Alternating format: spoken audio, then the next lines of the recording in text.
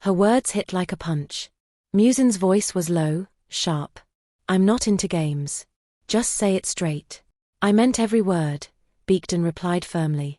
Leave. He stood frozen, before finally walking away. But behind the closed door, she collapsed, whispering through tears, it's fine. The days grew tense as unfamiliar men lingered around Baekdan's store, their presence setting her on edge. She followed them and overheard. Another bust. Can't find Jang Musin. Thought he'd be here for that girl. Fear gripped her, but with his number erased, she hugged herself and whispered, good, it's better this way. Meanwhile, Musin hadn't been home in days, brooding at his office desk. How long will you stay like this? Another woman keeping you busy, his manager teased. Another woman? No, Musin muttered. The manager's tone darkened. Be careful. You left Biko's boss half dead. His men are combing the alley. His face darkened. Sharon was trying to talk with Baekdan. Finding the right moment, she asked, weren't you dating that other guy? And she replied curtly, no. That guy's never coming back. Sharon hesitated before speaking. It's just, he's been wandering around the alley lately. Didn't sleep with anyone, just drank and left. The thought lingered in Baekdan's mind, stirring a mix of irritation and worry. Unable to shake the feeling, she closed her store and set out to find him, determined to warn him about the men who had been searching for him. She wandered deep into the alley, muttering to herself, I'll just ask around. As she stepped toward a brothel entrance, someone was behind her. Lifting her head, she met Musin's piercing gaze. Did you decide to change your profession? He asked coolly. I have something to tell you, Musin. He cut her off with a smirk. Look at you. Who would even buy your services dressed like this? Her eyes hardened. You would, she shot back. You were into me the first time we met, and I looked like this, if not worse. Fine, he said, I'll take you. Cash or card? Baekdan said, let's take this to your place. To her surprise, it wasn't a motel but a modest studio apartment. The tension snapped as Musin tore her shirt, making her gasp, what are you doing? I've been worrying like an idiot about you. Were you worried about me? There were strange men looking for you, she admitted. Musin paused. Were you really about to sell yourself? Baekdan shot back. Why else were you hanging around the alley? Amusement flickered in his eyes. Oh? Were you jealous? Baekdan pushed Musin away, thinking it was over between them, but Musin had other plans. He lifted her effortlessly and tossed her onto the bed, making her squeeze her eyes shut. Instead of advancing, he rested his head in the crook of her neck and murmured softly, let's just stay like this for a second. Breaking the silence, he teased, why's your heart beating so loud? Do you like me or something? Flustered, Baekdan replied, you just took me by surprise. Musin smirked at her bravado. He pressed a gentle kiss on her lips, deepening it as the tension melted between them. In the darkness of the night, danger loomed as the Baekdo gang boss plotted his revenge, watching Musin and Baekdan from the shadows. Meanwhile, Baekdan was lost in the warmth of Musin's soft kisses, her heart melting under his touch. With a rare vulnerability, Musin admitted he'd felt like hell being away from her. She murmured softly, I felt the same. Morning came with an unexpected surprise for Baekdan. Musin had made breakfast, and to her astonishment, it was delicious. Curious, she asked how he knew how to cook, and he casually replied that he'd lived alone during college. His words lingered with her. College was something she had always dreamed of but never reached. Sensing her thoughts, Musin told her she should go too. The simple encouragement stirred something deep within her, his belief in her cutting through years of hardship. When he kissed her forehead, it felt like the first time someone truly saw her, and suddenly, the world around her seemed brighter.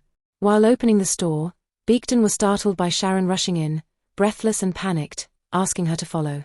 Sharon pulled her deep into the alley, but before Baekdan could question what was happening, a rough hand came from behind, pressing a cloth over her mouth, and her vision blurred as through the haze, she faintly heard Sharon's frantic voice, a man's anger, and the sound of a slap before everything went dark. When she regained consciousness, she was tied to a chair in a dim, abandoned warehouse. Awake? A man's cold voice echoed as he stepped closer, gripping her chin. So, you're Musin's girl? Gotta admit, you're pretty, he sneered, his words sending a chill down her spine. Pulling out a camera, he aimed it at her, but when she protested, his hand struck her cheek, leaving it bruised. Ignoring her pain, he ripped her shirt, snapped a picture, and sent it to Musin. Musin sat in a meeting about the alley's reconstruction, facing the mall project head, a man clearly taking bribes. Baekdan's uncle, their handshake heavy with tension. As talks dragged on, the mall man flaunted himself with a woman at his side, irritating both Musin and Park. A sudden vibration pulled Musin from his thoughts. He checked his phone, and froze. The photo made his blood boil. Baekdan, bruised, bound, and terrified. A message read, "Come alone in 30 minutes." Musin sped through the streets, fury boiling in his veins, until his manager's car blocked his path. He stormed out and grabbed him by the collar. "What the hell are you doing?" he barked. Calmly, the manager replied, "You had your fun. Move on. It's not like you planned a future with her." Meanwhile, Baekdan was being beaten, her captor sneering, "It's been an hour, and Musin's still not here. Guess you mean nothing to him." The Baekdo gang boss stepped closer. "You're Park Pilsung's daughter, right? Didn't know? Everyone knows he slept with your mother." Baekdan's voice was cold. "I'm my mother's daughter. No one else's." The boss laughed darkly. "What a sad life. Dumped by your father, dumped by your man." The man yanked Baekdan's hair, raising his fist for another blow, but before it landed, he was hurled across the room with brutal force. Baekdan's wide eyes followed the motion, and there he was, Jang Musin. With his back to her, his voice was low but sharp. "Are you okay?" Musin had only come to see Baekdan for a moment, but the boss and his goons stormed in, seizing the perfect chance to rough him up. The boss barked orders, and his men charged, weapons raised. Baekdan screamed, "No." Suddenly, the lights cut out. The warehouse filled with screams, thuds, and the echo of pain. When the lights flickered back on, Musin stood tall, surrounded by groaning bodies. He rushed to her, untying the ropes and draping his coat over her. Pulling her close, he whispered, "Sorry I was late." Her tears flowed freely. Musin pulled her from his embrace, his voice steady. "This is your last chance to walk away." Baekdan stared, confused. "Why are you saying this now?" He met her eyes. "Because if you stay, I'll never let you go. I'll spend my life with you." Reaching into his pocket, he added, "Decide now." Kneeling, he revealed a ring. "Will you confirm your purchase?" Tears filled her eyes as she covered her mouth, whispering, "Yes." Musin smiled and slid the ring onto her finger. Musin brought Baekdan to Sharon, who broke down in tears, apologizing for everything she'd done. She explained she had been forced into her actions. Baekdan chose forgiveness. Musin met his manager, where he was informed everything was settled. Musin asked his manager to take Baekdan wherever she wanted to go. She said she wished to visit her store. The manager glanced at them bickering playfully and thought of how far Musin had gone for her. He smiled and asked Baekdan warmly, "Let me drive you." At the store, Mr. Park appeared, visibly worried.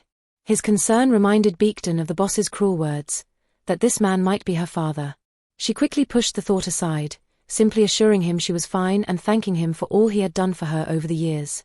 Outside, the manager waited, handing her a sleek new phone Musin had bought. The bell rang, and a call from Musin lit up her phone. His deep voice came through, "There's somewhere I want you to come." She arrived at a men's bathhouse. Without warning, he reached for her hand, pulling her into the water.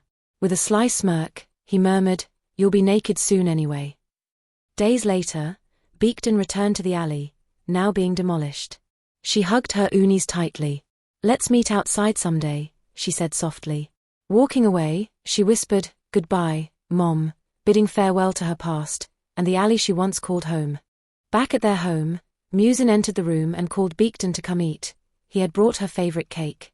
Sitting across from her, he watched with quiet amusement as she enjoyed every bite. When she offered him a taste, he leaned in with other intentions, pulling her into a kiss and murmuring, "Delicious."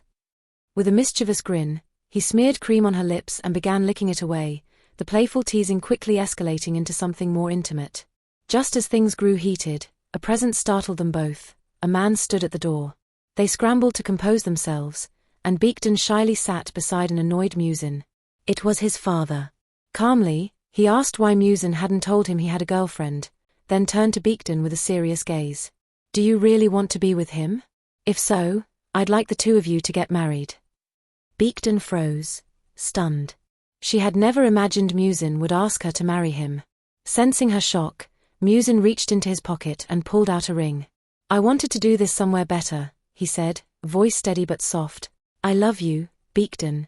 Will you marry me? Her breath hitched, overwhelmed by emotion. Musin glanced at her. Forget his here, he whispered, lifting his cane. This boy needs a good whack on the head. Baekdan shouted, I'll marry you. She threw herself forward, covering his head protectively. Whatever anyone says doesn't matter. He's mine now. Musin's father blinked, taken aback, then let out a small laugh, amused by her fierceness. They both kissed and confessed their love. Months later, Baekdan's long-held dream came true. She was finally attending college and had even made new friends. As she stepped out of campus one evening, she spotted Musin waiting for her, leaning casually against his car. Her heart swelled, and she thought, I'm really, truly happy.